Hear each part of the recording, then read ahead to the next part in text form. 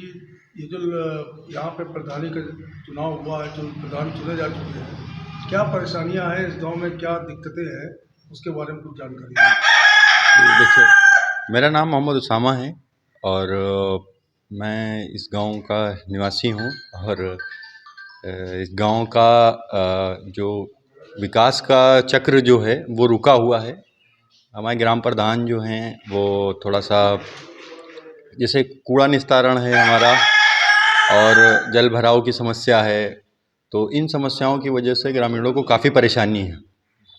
तो मोटी मोटी सी परेशानियां यही हैं कि काफ़ी सड़कों का निर्माण रुके हुए हैं। इस पंचवर्षीय में अभी तक की कोई भी सड़क का निर्माण जो है वो कार्य प्रारंभ नहीं हो पाया है।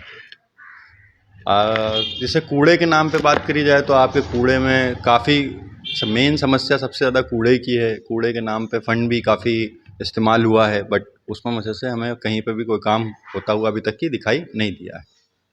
क्या सफाई की व्यवस्था, यहाँ पे कितने सफाई कर्मचारी लगे हैं, इसके बारे में कुछ जानकारी। ऑन रजिस्टर्ड आई थिंक 2 कर्मचारी हैं हमारे जो सरकारी उससे हैं, जिनका मानदेय प्रधान निधि के द्वारा दिया भी जाता है और आपके बट वो दिखाई कहीं नहीं देते हैं सफाई ज़्यादातर। नहीं हो रही इसका। हाँ, सफाई नहीं होती है। आप अगर डॉक्टर शकील साहब के घर से लेके और इस तरफ जाएंगे, जब आप देखेंगे आपके पन्नालाल जिला पंचायत जो हैं उनके घर तरफ, तो सफाई का कोई आपको वहाँ पे सिर्फ गटर का पानी ही आपको सड़क पे दिखाई देगा।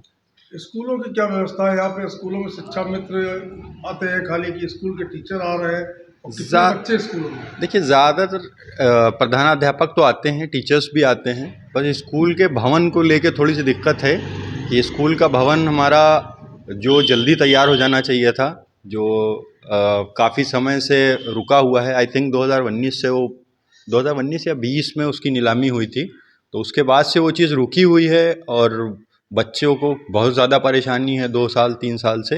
वो हमारे जो आपका अस्पताल के पास में पंचायत भवन है, वहाँ पे क्लासेस चल रही हैं, तो काफ़ी ज़्यादा समस्या फेस करनी पड़ रही है। मैं 1-2 बार गया भी हूँ उनकी समस्या को देखने के लिए कि भाई क्या बच्चे हैं, छोटे बच्चे हैं। अब सर्दी का मौसम आ गया है, वहाँ पे कमरे सिर्फ 2 ही हैं, उन सिर्फ 2 कमरों की वजह से काफ़ी ज़्यादा परेशानियों का सामना करना पड़ेगा उनको।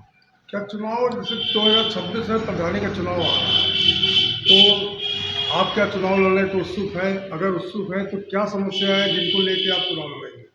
देखिए, चुनाव लड़ना इज़ जस्ट लाइक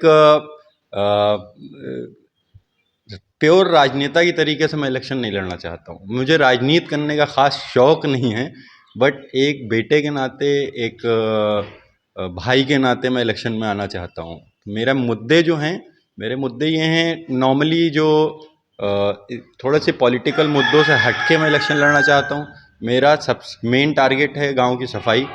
गाँव बिल्कुल नीट एंड क्लीन रहना चाहिए। उसके अलावा मेन टारगेट, जो दूसरा टारगेट है, वो सड़क का है।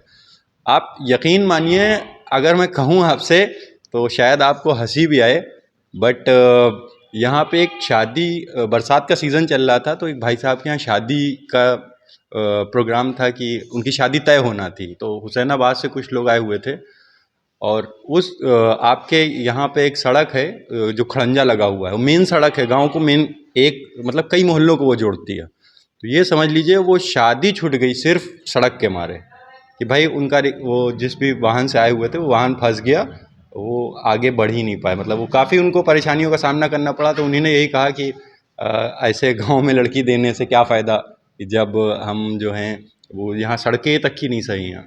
तो ये मेन मेन मोटे मोटे से पॉइंट्स यही हैं। गरीबों का हक मारा जा रहा है, मोटी मोटी सी बात ये है, सब पैसा पैदा करने के चक्कर में लगे हुए हैं। क्या लगता है आपको, कमेटी से सुलभ शौचालय दिए गए गवर्नमेंट की तरफ से और आपकी कॉलोनियाँ दी गई, क्या ज़रूरतमंदों को वो चीज़ यहाँ पर मिली कि नहीं मिली? देखिए, ज़रूरतमंद तो आप ये कह सकते हैं जैसे 100% मिली हैं, तो 100% में वो 20% ही ज़रूरतमंद पास जा पाती हैं। बाकी आप अपनी पार्टीज़ देखते हैं कि आप अपनी पार्टीज़ में हमारे साथ कौन लगा था, हमारे साथ कौन नहीं लगा था, ये सब गंदी राजनीति ये की जाती है।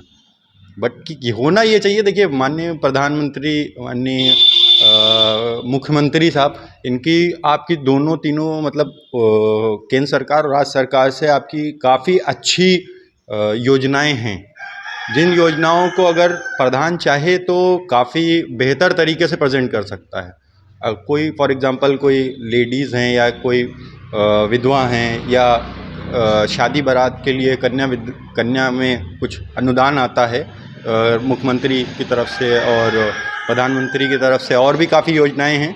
तो उनमें प्रधान की रिस्पॉन्सिबिलिटी ये होनी चाहिए कि उनको थोड़ा सा हाईलाइट करे और सामान्य जो आम जनता है जो जागरूक नहीं है वहाँ तक कि उनके तक की वो चीज़ें ले जाए।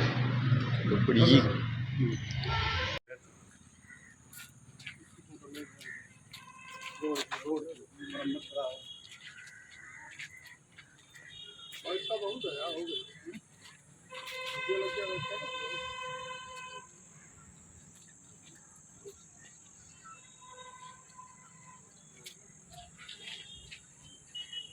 ये बनाए पानी भी बनाए।